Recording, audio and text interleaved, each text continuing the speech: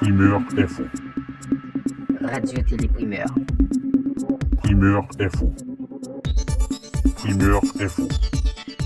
Primeur Info. Radio Télé Primeur.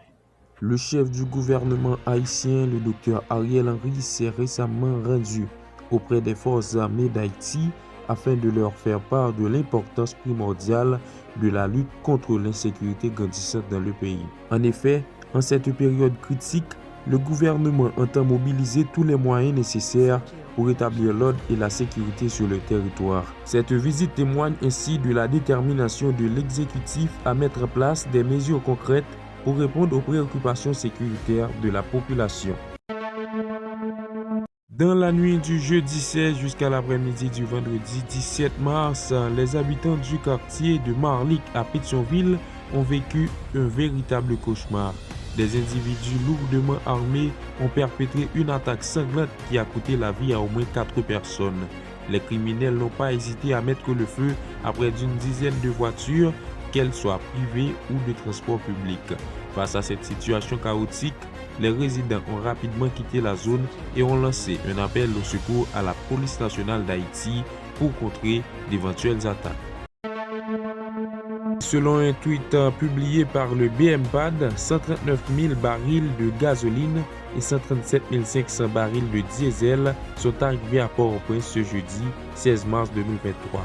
Cette nouvelle est une lueur d'espoir pour la population haïtienne car certaines stations-service sont à sec depuis plusieurs jours et d'autres sont fermées. Soulignons que malgré les interdictions, la vente illicite de produits pétroliers se poursuit dans les rues de Port-au-Prince ainsi que dans plusieurs autres endroits du pays. Cette situation est un réel danger pour les citoyens haïtiens car ces produits mal stockés et manipulés augmentent le risque d'incendie et d'explosion. Accusé de déportation illégale d'enfants ukrainiens depuis l'invasion russe, le chef du Kremlin, M. Vladimir Vladimirovitch Poutine, ainsi que la commissaire présidentielle aux droits de l'enfant en Russie, Mme Maria Alexeyevna Lvova-Belova, font l'objet de mandats d'arrêt émis par la Cour pénale internationale. De son côté, le président ukrainien Volodymyr Zelensky a qualifié d'historique le mandat d'arrêt émis contre son homologue russe. En revanche, l'ancien président russe, Dmitry Medvedev, a comparé le mandat de la CPI à du papier de toilette, dans une publication en anglais sur Twitter. Toujours dans l'international, de retour sur Facebook pour la première fois depuis son exclusion en janvier 2021, l'ancien président américain Donald Trump a publié un message de 3 petits mots sur son compte « I'm back ». Cette déclaration s'accompagne d'une courte séquence vidéo datant du soir de son élection en 2016 où il avait déclaré « Désolé de vous avoir fait attendre, des affaires compliquées. » Donald Trump avait été banni de Facebook et de plusieurs autres réseaux sociaux suite à ses discours qui ont été jugés incitatifs à la violence lors de l'attaque du Capitole en janvier 2021. Bien que le message publié sur Facebook ne mentionne pas directement cette éventualité, il est considéré comme un signal fort envoyé à ses partisans quant à son retour sur la scène politique américaine. Au Brésil, depuis 4 jours, l'État de Rio Grande do Norte est le théâtre d'une vague de violence engendrée par des attaques de gangs. Cette crise a touché une vingtaine de villes, entraînant des conséquences dramatiques pour plusieurs secteurs, notamment les hôpitaux, les écoles, les transports publics et la collecte des déchets.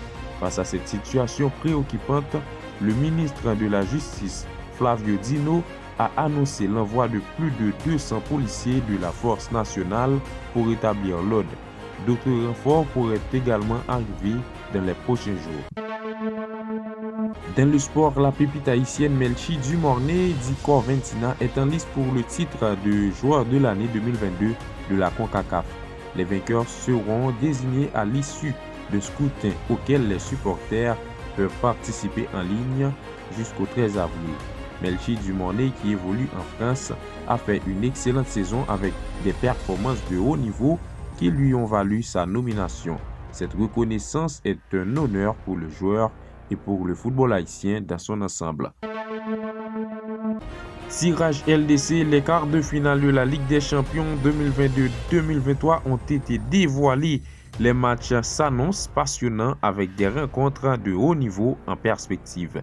Le Real Madrid sera confronté à Chelsea, tandis que le Bayern Munich, qui a éliminé le PSG lors du tour précédent, affrontera Manchester City.